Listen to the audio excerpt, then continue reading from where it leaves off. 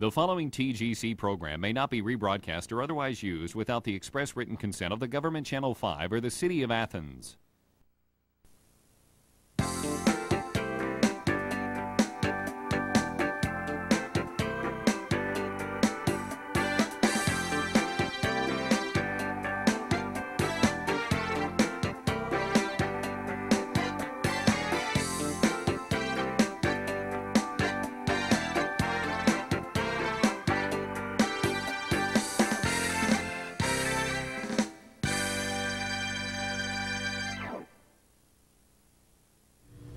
Welcome to Straightforward Conversation with Gary Hunter. My guest this evening is Susan Urano, Executive Director of the Dairy Barn. Susan has a Bachelor of Fine Arts degree from Kent State University and a Master of Arts degree from The Ohio State University. And Susan has been the Executive Director of the Dairy Barn for approximately 5 years now. Welcome, Susan. Thank you. Welcome.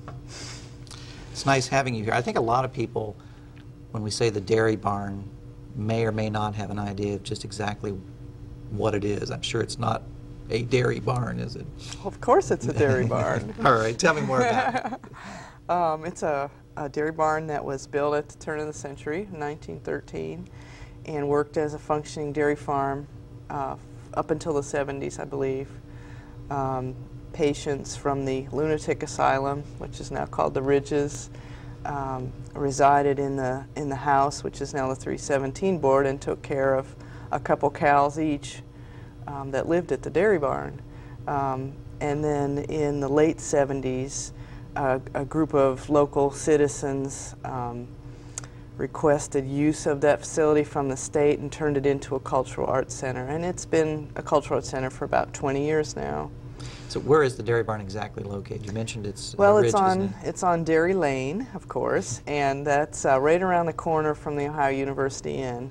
It's about a half a mile down the road from there. So as I remember, we go down Richland Avenue and we turn to Southside Park right there and go, and follow your road to the dairy barn. Right, and there's little dairy barn signs along the road, and then once you see it, you'll know you're there because it's a very large, striking, imposing old dairy barn structure.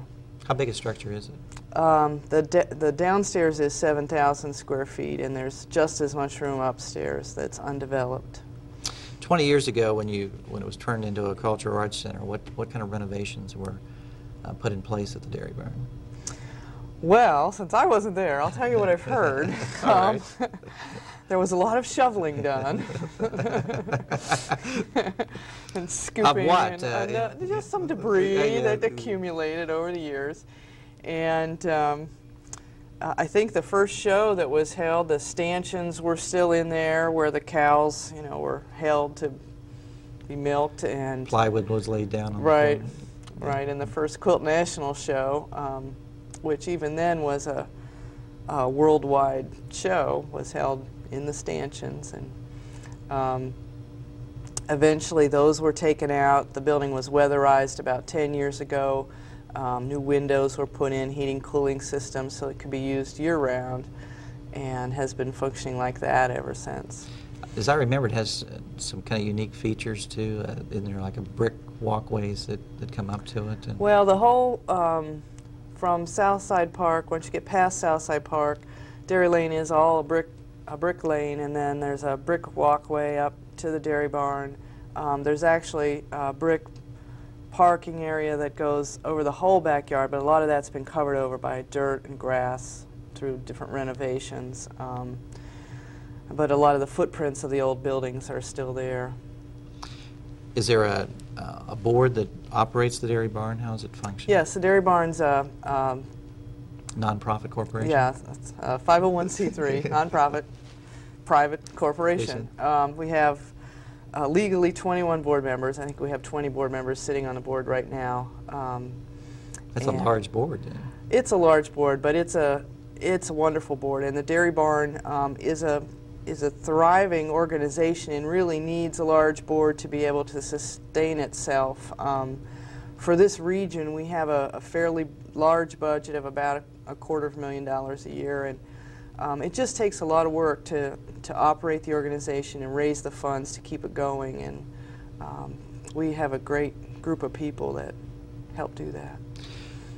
Tell me about some of the programming in the past, and then pretty soon we'll get into some of the programming that's currently going on at the Dairy Barn. But if you know, I think that one time wasn't the Dairy Barn responsible for starting, I think there's Quilt National, I think there was a jigsaw puzzle contest, as I remember, at one time. Tell me about some of these things. Well, Quilt National, I think, was the first exhibit at the Dairy Barn, and it was started by a couple women who turned out to be kind of the queens of the quilt world. Nancy Crow, right? Locally? Well, yeah. Nancy lives near Lancaster now, but she's thought of as, you know, one of the top art quilt makers in the world, and has done a lot to shape that movement. And this show kind of helped to shape that movement. So it was serendipitous that she was here at the time that the Dairy Barn was starting, and it all came together. And that show has grown to international status. It travels throughout the country after it leaves the Dairy Barn for 2 years, and has been to Japan, Austria, as well as throughout the United States. Are these quilts then made just in the southeastern Ohio region? Or Oh no, the artists, it's a juried show, which means the artists send in slides and we hire professional jurors to select the show each year. And the artists are from all over the world. I mean, we have entries literally from all over the world, and now that we're on the internet, people can download the entry form and information from anywhere and send it in. Are there themes for each year then for the? No. So it's just the best of what's been made that year. And the quilts aren't really quilts. I mean, it's that a lot of them use a quilting structure to hold them together, but they're really like paintings, I think. But they're done. Some of them are done with fabric. Some of them aren't. Some are, you know. Oh, really? You can done with wire. Some are done with wood. You know, it's in fact, some people who come to see the quilt show from around Ohio especially get really angry when they see the show, because they've come to see a traditional quilt show and they want their money back. They think it's so appalling. So. They want to see the normal quilt. Grandma's bedspreads, right. And you say once it leaves, it starts, every year it starts here. It starts here, and this is the only place it's shown all together, and then it breaks into 3 small shows, because the Dairy Barn is so large. Very few museums have that kind of large open space where they can show a show like this. And then the 3 collections travel around the country. Now tell me about, at one time I know we had the jigsaw puzzle contest that we had. I don't believe we do those anymore.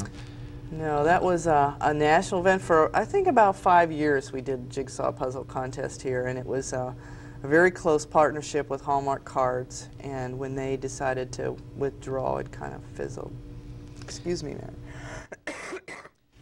Well, Susan, this has been interesting. I think we're going to break now for this commercial. When we come back, Susan and I will continue the discussion concerning the Dairy Barn. I think we're going to see a little video of some of the new programming that's going on at the Dairy Barn. Welcome back to Straightforward Conversation. My guest this evening is Susan Urano, Executive Director of the Dairy Barn. Susan, before the break we were talking about some of the earlier programming that was going on at the Dairy Barn. But I know that during the break you told me that there's some new and exciting program that you're currently doing, and it's called Artist in Schools program, I believe. Tell me a little bit about that. Well, this past year we had been fortunate enough to get some grant funding to implement a program that we've wanted to do for a long time, and have gotten a lot of feedback from Athens County school people that the program was needed for a long time, and that was to bring some professional artists into the schools so that students can see different art forms, how people who make their living being an artist function. It also gives the students a different way of learning. When they participate in a dance class, they're using facilities or faculties that they wouldn't necessarily use sitting in the classroom. So the whole program is based on that these art forms bring in other ways or other faculties that the students have, so that when they're sitting in the classroom they're absorbing more information. So we had a dancer and a visual artist and an actress go into the Athens County schools. We worked at Chancey Elementary School this year, Alexander Middle School, and the Nelsonville York Elementary School. And they worked with the classroom teachers and their curriculum that the students were studying at that time, but through the art form. So the first experience at Chansey, they were doing explorations of the self and explorations of the country, and so they carried that theme through the dance classes that were being taught and the theater classes.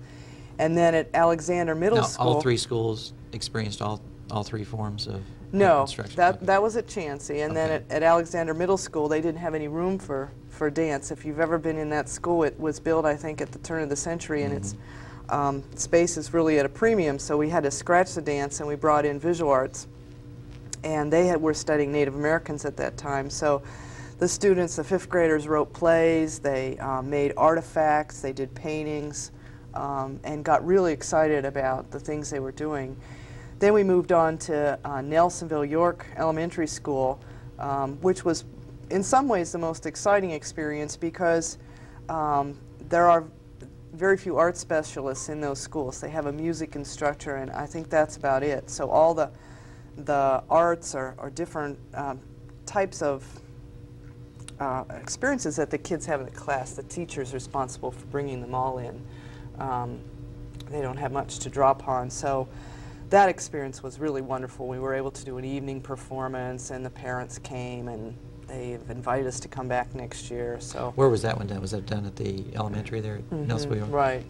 The new all these programs were in the elementary school. Were they all in the fifth grade? They were all fifth grade.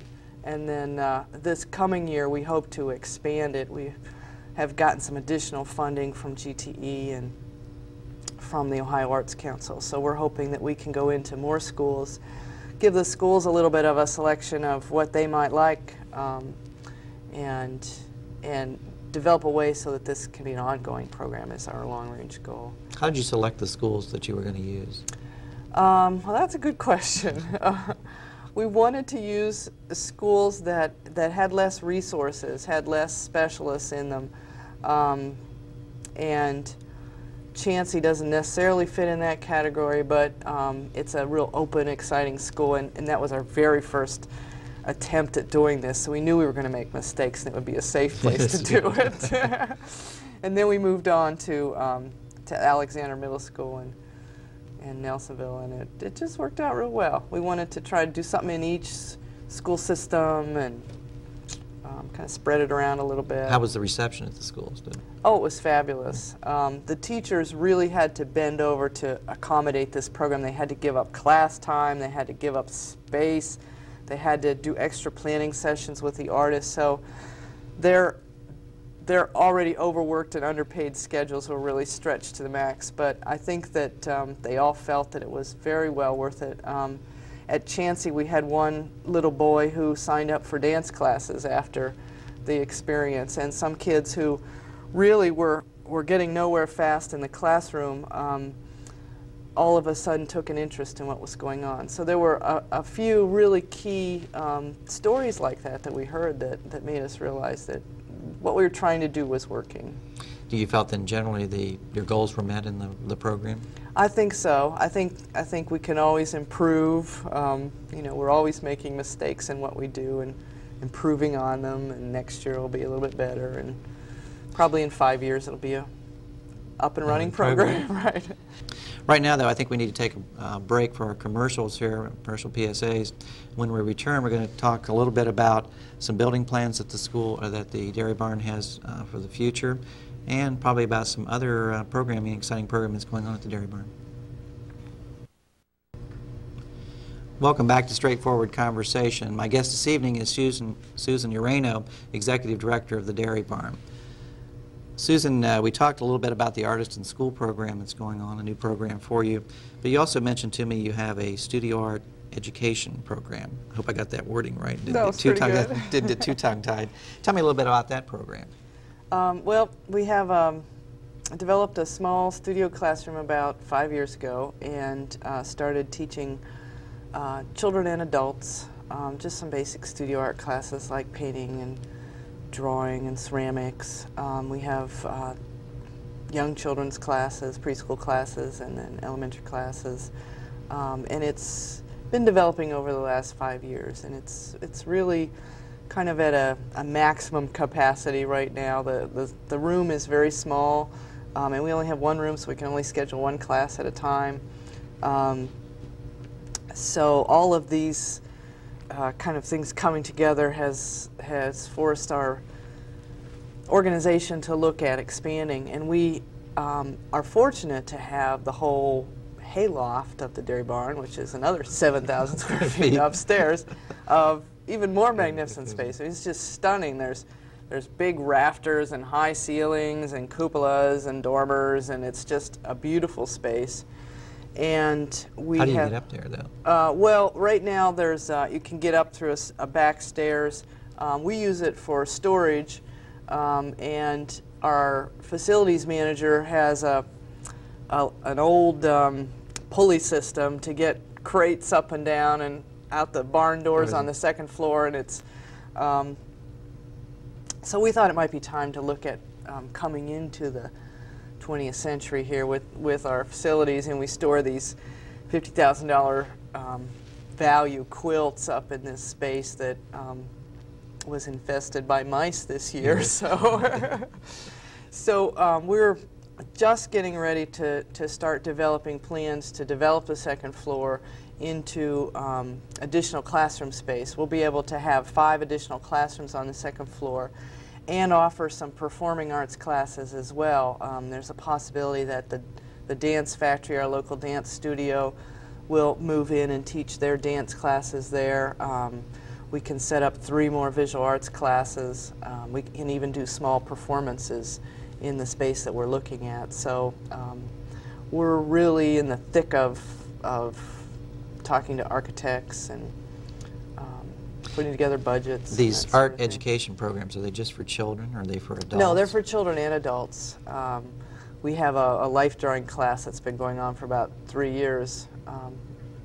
We hire the model, and people come and do whatever they do, whether it's drawing or painting, and they have that opportunity to work with a live model. So. Are you using then instructors from Ohio universities, or? We use all kinds of instructors. We use a lot of student instructors, like graduate students with our children's classes, and we try and bring in professional artists with our adult classes to teach those. So yeah, everybody is professionally trained that teaches at the Dairy Barn. Is there programming going on year-round at the Dairy Barn? Oh, yes. We always have at least one thing going on, often several things at the same time. We have exhibits and classes going on at the same time. We have a show up this summer called Beadworks, which is a brand new exhibit for the Dairy Barn. It's another international juried show, and I know people are a little leery when they hear beadwork show. You know, it's really boring. It's this hippie jewelry. What is it? But it's really special, precious things that these artists are pushing, beadwork, pushing the definition of what they're doing to make it something else. So there's sculptures. There are like paintings made out of beads. Clothing. It's really phenomenal, and if people get a chance to see it, I hope that they'll be pleased with what they see. Are there certain specific shows that every year or a certain time of year they occur at the Dairy Barn? Kind of, but we change them all the time. Like the quilt shows every other year. The beadwork show will be every other year. We do an annual juried show, regional show of 250-mile radius. Any artist in any media can enter. But then we kind of bumped it this year to put in something else. So yes, we have regular shows, but then they're not always regular. When people come in artists come in for a show, are they allowed to sell their work? Most of the work that's on display is for sale if the artist chooses. Some people don't want to part with their work. And then in the current show, we also have what we call a consignment shop, so that the artists can sell their items that maybe cost a little bit less. For the bead show, there is a lot of jewelry and small sculptural things that people can come in and buy for, you know, in the $20 to $100 range that might be more affordable than a $5,000 piece that's in the show. But we sell a lot of artwork, especially through the quilt shows throughout the years. And you say publicizing your events, you mentioned you're on the internet now? Right. We have You have your own homepage, right? we have our own website. We've been working on. We had it 2 years ago, but technology's changed a lot in the last 2 years, and so we realized that we were really outdated and old-fashioned, and it was boring what we had up there. So we're working with a local company to redesign it, and it should be really useful, I hope. When it's up, people will be able to buy their memberships on our web page, order catalogs, you know, sign up for classes. It should be a lot more friendly and helpful. Do you keep track of who visits the Dairy Barn, whether it's people from southeastern Ohio or your... We try to. We have a guest book, and especially for our big shows, we have learned that about 2/3 of people are from outside the area. 2/3? Come to visit. People come from all over the country to see the Dairy Barn, and people that are interested in these art forms know about the Dairy Barn, you know, from California and Maine and Florida and all over the place. So sometimes they plan their summer vacations to kind of go through Athens to see what's going on at the Dairy Barn. Do you think the Dairy Barn is fulfilling its mission as the Cultural Arts Center for southeastern Ohio? Well, we try. I mean, we can always do better. But, well, Susan, that's been a very interesting discussion. I think that people in Athens need to get out and see the Dairy Barn. It sounds like any time of year we can come out there and see what's going on. Yes, so, I invite anybody to come anytime. That's going to conclude tonight's discussion with Susan Urano, Executive Director of the Dairy Barn. This has been Straightforward Conversation, and good evening.